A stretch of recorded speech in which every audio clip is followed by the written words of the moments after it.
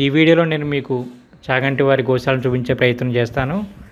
చాలామంది ఇంతకుముందు చూసుంటారు కానీ ఇప్పుడు చాలా మార్పులు జరిగాయండి గోశాలలో. అవన్నీ మీకు చూపిస్తాను నేను. ఒకసారి మరలా దర్శించండి గోశాలని. నిజానికి గోశాల పేరు శ్రీమతి ఆకుండి లక్ష్మీ గోశాల అండి. కానీ చాలామంది చాగంటి వారి గోశాల కానీ పిలుస్తూ ఉంటారనమాట. సో మనం ఉన్నది ఇప్పుడు సామలకోట నుంచి కాకినాడ అచ్చంపేట రూట్లో వస్తూ ఉన్నారన్నమాట అండి ఇప్పుడు. సో మనం స్ట్రైట్గా వెళ్ళిపోతే కనుక మనకి కాకినాడ బీచ్ వస్తుంది. సో ఇప్పుడు నేను రైట్ సైడ్ తీసుకుంటాను. రైట్ తీసుకుంటే మనకి డైరెక్ట్ కాకినాడ వస్తుంది అనమాట. ఇది కాకినాడ నుంచి వైజాగ్ వెళ్ళే రూటు. చాలామంది గోశాల ఎక్కడైనా అడుగుతూ ఉన్నారు. సో మీరు అచ్చంపేట జంక్షన్ ఇప్పుడు నేను టర్న్ తీసుకున్నాం కదా. సో ఈ అచ్చంపేట జంక్షన్ దగ్గరలోనే గోశాల ఉంటుంది. చాలా రోజులైంది కాబట్టి ఒకసారి నేను పొల్యూషన్ చెక్ చేయించుకుని ఆ తర్వాత వెళ్తాను. సో కాకినాడ మనకి ఇక్కడ నుంచి మనం రైట్ సైడ్ తీసుకుంటే కనుక మనకి గోశాలని కనిపిస్తుంది. ఇక్కడ మనకి చాగంటి కోటేశ్వరరావు గారిది మన ఫోటో పెట్టి గోశాలకు మార్గం అని ఉంటుందన్నమాట అండి. సో నేను ఇక్కడ అన్నవరం నుంచి వస్తున్నట్టు అనమాట అండి. మన రైట్ సైడ్ ఇదే రోడ్డు కాబట్టి అటు సైడ్ వస్తే రైట్ సైడ్లో ఉంటుంది. మీరు కాకినాడ నుంచి ఇలా పిఠాపురం అన్నవరం వెళ్తే కనుక మీకు లెఫ్ట్ సైడ్లో ఈ బోర్డు కనిపిస్తుంది. సో ఇది గోశాల అండి. లోపలికి ఉంటుందన్నమాట గోశాల. ఇక మనకి ఈ విధంగా బోర్డు కనిపిస్తుంది. అచ్చంపేట జంక్షన్ అని చెప్తే కనుక మీకు లోకల్లో ఎవరన్నా చెప్తారు మీకు. సో ఇక్కడ నుంచి ఎలా వెళ్ళాలో చెప్తాను నేను. ఇది మనకి ఇక్కడ డైరెక్ట్గా సిమెంట్ రోడ్డు ఉంది. సో ఈ సిమెంట్ రోడ్ మీదుగా మనం డైరెక్ట్గా వెళ్తే కనుక గోశాల అనేది వస్తూ ఉంటుంది. చాలామంది ఏమడుగుతున్నారంటే మనకి చాగంటి కోటేశ్వర గారిని కలవడానికి ఉంటుందండి, గురువుగారు మనకి గోశాలలో ఉంటారా, ఎలా తెలుసుకోవాలి ఏంటి అని అడుగుతూ ఉన్నారు. మీరు ఎప్పుడన్నా వచ్చినప్పుడు ఏం చేస్తారంటే గోశాలలో అక్కడ వారిని అడగండి. అడిగితే కనుక ఒకవేళ సాధారణంగా గురువుగారు మనకి సాయంత్రం పూజ కార్యక్రమాలు కానీ లేదంటే గోపూజ కానీ ఇలా ప్రవచనం కానీ ఉంటున్నప్పుడు వస్తూ ఉంటారనమాట అండి. సో అక్కడ మీరు ఆ స్టాఫ్ని అడిగితే కనుక ఆ గురువుగారు వచ్చేది లేనిది అనేది మనకి చెప్తారు. అలా కాకుండా మీకు డైరెక్ట్గా ఇల్లు తెలిసిపోయిందని చెప్పేసి అలా ఇంటి దగ్గరికి అట్లా వెళ్ళే ప్రయత్నం చేయకండి. సో మనం గోశాల దగ్గరికి వచ్చేస్తున్నాం. సో మీకు కనిపించేదే గోశాల. గోశాల కూడా మీరు ఇంతకుముందు ఒకవేళ చూస్తున్నా సరే ఇప్పుడు చాలా మార్పులు చేశారని, చాలా బాగుంది ఇప్పుడు. ఇంతకుముందు బాగుందంటే ఇంతకన్నా బాగుందన్నమాట ఇప్పుడు. అసలు గోశాలకి ఇక్కడ ఇంత పెద్ద పేరు రావడం కారణం ఏంటంటే ఇక్కడ కేవలం గోశాల అని కాకుండా ఇక్కడ మనకి గోశాలతో పాటు దశావతారాలు ఉంటాయండి. దాంతోపాటు ఆంజనేయ స్వామికి ప్రత్యేకంగా పూజలు చేస్తారు. గోపూజకు చేసే మందిరం ఉంటుంది. ఇప్పుడు కొత్తగా మీకు ఆ బ్లూ కలర్లో కనిపిస్తుంది చూడండి. అక్కడ ఏంటంటే మనకి గురుగారు ప్రవచనం చెప్పే టైంలో ఒక హాల్లాగా ఏర్పాటు చేశారన్నమాట కొత్తగా. ఇంతకుముందు లేదు అదండి. ఇంతకుముందు ఎవరిని చూస్తుంటే కనుక అప్పుడు లేదు, ఇప్పుడు కొత్తగా కట్టారనమాట అండి. సో మనం ఇప్పుడు గోశాల లోపలికి ఎంటర్ అవుతూ ఉన్నాం.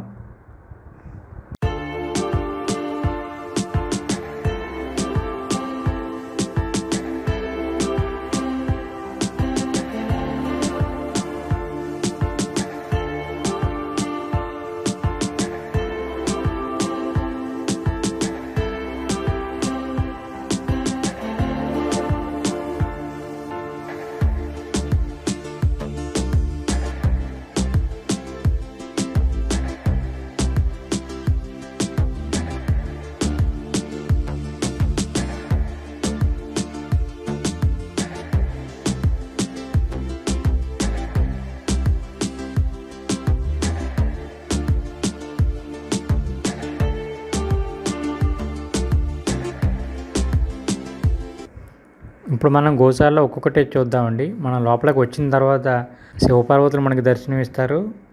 వారు కూడా సుబ్రహ్మణ్య స్వామి, వినాయకుడు ఇద్దరు కూర్చొని ఉంటారనమాట అండి. సో ఈ ప్లేస్ మీరు గుర్తుపెట్టుకోండి, నేను మరలా మీకు నేను చూపిస్తాను. సో మనం ఇక్కడ నుంచి కూడా మనం చూడొచ్చు. కొంచెం అందంగా వీడియో తీయడం ప్రయత్నించాను. నన్ను బాగా ఆకట్టుకున్నది ఏంటంటే ఇక్కడ మనకి చెట్టుకి అమ్మవారు చక్కగా చెట్టు లోపల నుంచి ఉన్నట్టుగా అంత అద్భుతంగా చెక్కే చూడండి. ఇక్కడ నేను దూరం నుంచి చూస్తున్నప్పుడు ఎవరు అక్కడ ఉన్నారనుకున్నానండి. తీరా చూస్తే చెట్టుని అమ్మవారుగా తీర్చిదిద్దారనమాట. చక్కగా అలంకారం చేశారు. ఇక్కడ మనకి లక్ష్మీనారాయణలు మనకి దర్శనం ఇస్తారు. రెండు నేను మీకు చూపిస్తాను. ఇలా బయట నుంచి చూస్తే కనిపించరు.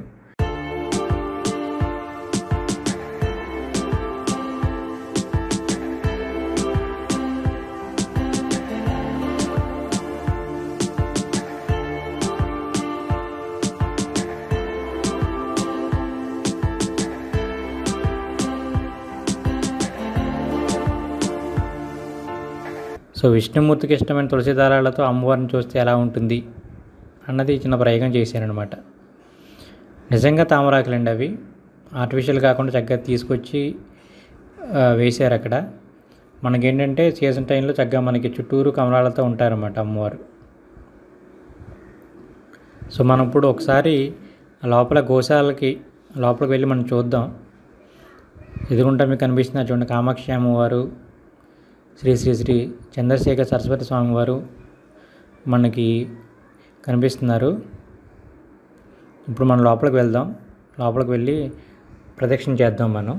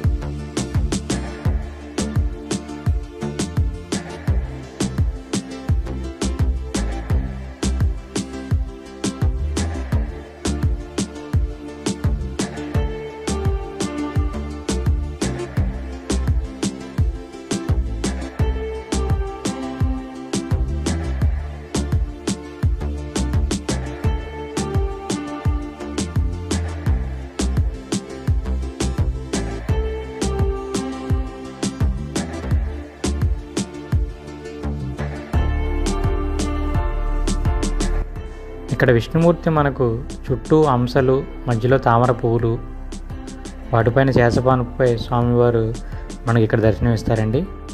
నేను ఇంతకుముందు మీకు చెప్పాను ఇందాక స్టార్టింగ్లోనే, ఒక ప్లేస్ చూపిస్తాను గుర్తుపెట్టుకోండి అని. మిమ్మల్ని నేను అక్కడికి తీసుకుని వెళ్తానమాట. దర్శనం చేసుకుని మీరు బయటికి రండి. బయటకు వస్తే కనుక నేను మిమ్మల్ని అక్కడ తీసుకుని వెళ్తాను. సో ఇదే కదండి ప్లేసు. ఇక్కడ మనం పైకి వెళ్దాం. ఈ పైన కూడా మనకి ఆవులు ఉంటాయన్నమాట అండి అవి. సో ఇలా నడుచుకుంటూ పైకి వెళ్ళండి. మీ మొబైల్లో వీడియో తీస్తున్నట్టుగా కనిపిస్తుంది మీకు. సో అలా పైకి వెళ్ళండి. సో ఇక్కడ మనకి కాకినాడ నుంచి ద్రాక్షారామం 33 కిలోమీటర్లు ఉంటుందండి. సామర్లకోట అయితే కనుక 14 కిలోమీటర్లు, పిఠాపురం అయితే 15 కిలోమీటర్లు, అన్నవరం అయితే 40 కిలోమీటర్లు, రాజమండ్రి అయితే 60 కిలోమీటర్లు, వైజాగ్ అయితే కనుక 150 కిలోమీటర్ల దూరం ఉంటుందండి ఇక్కడ నుంచి. సో ఇవన్నీ మనం పైకి వచ్చాం. సాయంత్రం సమయం అవడంతో ఇక్కడ దాన పెడుతున్నారనమాట. అన్నీ సిద్ధం చేసి పెట్టారు ఇక్కడ.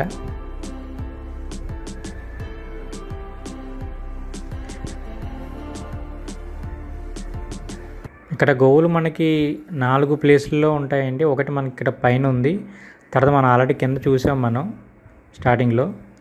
తర్వాత మనకి ఇందాక మనం ప్రదక్షిణపూర్వకంగా లోపలికి వెళ్ళాం చూడండి, అక్కడ చోట 3 చోట్ల అవే. 4వది ఎక్కడంటే మనకి ఈ స్టేజ్ మనకి ఏదైతే ఇక్కడ నిర్మించారో ఆ అవతల ఉంటుందన్నమాట అండి. అక్కడ కూడా కొన్ని గోవులు ఉంటాయి. మనం అక్కడికి వెళ్ళి కూడా చూద్దాం మనం. ఇక్కడ గోడపైన ఏంటంటే గోశాలయందు పవిత్ర కింద పఠనముకు మార్గదర్శిని అని ఉంటుంది. అక్కడ ఏంటంటే మనకి ఏ సమస్య వచ్చినప్పుడు ఏం చదవాలని ఉంటుందన్నమాట. నేను ప్రత్యేకించి ఒక వీడియో చేస్తానండి, ఆ వీడియోలు మీరు చూద్దరు. కానీ ఇవి నూతనంగా నిర్మించినటువంటి స్టేజు హాల్ అనమాట అండి. శ్రీ ఆదిశంకరులు మనకి దర్శనం ఇస్తారు ఇక్కడ.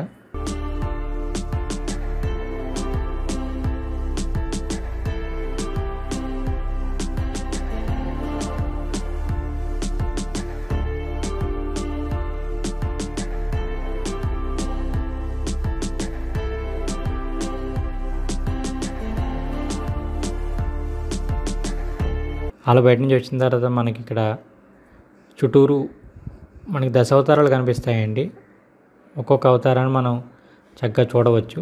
ఇక్కడ ప్రత్యేకించి నిర్మించడం కారణం ఏంటంటే మనకి వామన జయంతి, హనుమాన్ జయంతి ఇలా మనకి జయంతులు వచ్చినప్పుడు కానీ ప్రత్యేకమైన తిథుల్లో కానీ ఇక్కడ ఏం చేస్తారంటే పూజలు అన్నీ చేస్తూ ఉంటారనమాట అండి.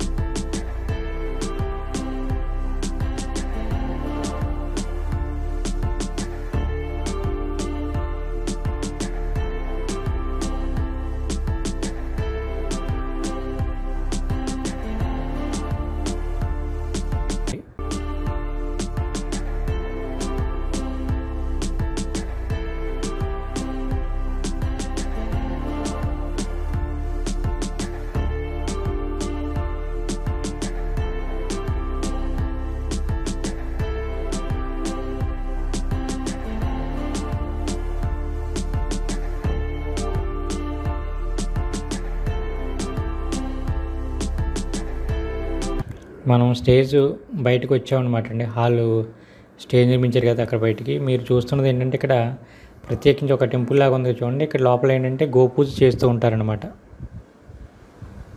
ప్రతిరోజు సాయంత్రము ఉదయము మనకి ఇక్కడ గోపూజ జరుగుతూ ఉంటుంది.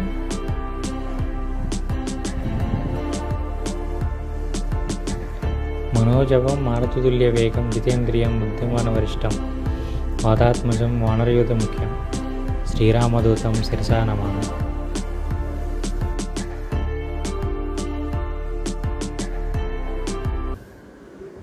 ఇక్కడ ఎద్దులను చూడండి, ఎద్దులు ఉంటాయన్నమాట. ఇక్కడ ఏ కేటగిరీ ఆ కేటగిరీలాగా విడివిడిగా చక్కగా ఉంటాయన్నమాట అండి. ఇక్కడ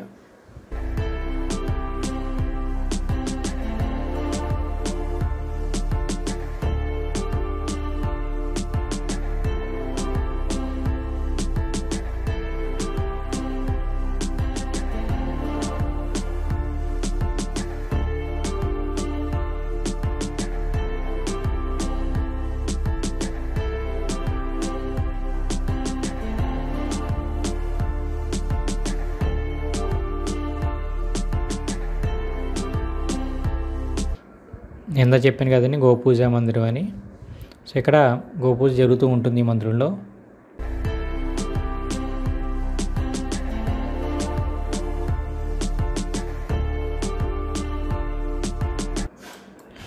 మనం వరుసగా దశావతారాలను చూసుకుంటూ వస్తున్నాం కదండి.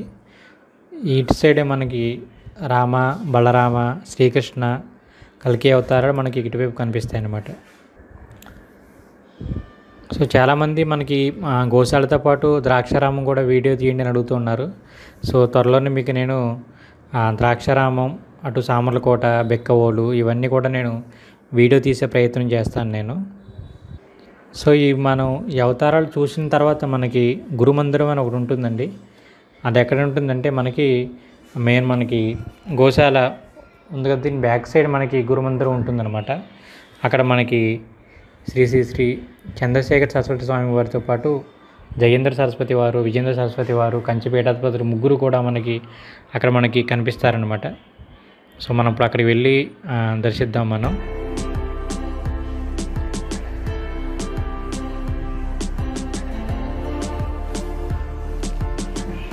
ఇంకా మీరు ఏమేమి చూడాలనుకుంటున్నారో అవి అన్నీ కింద కామెంట్ చేయండి. కామెంట్ చేస్తే కనుక నేను మీకు ఇవన్నీ చూపించే ప్రయత్నం చేస్తాను.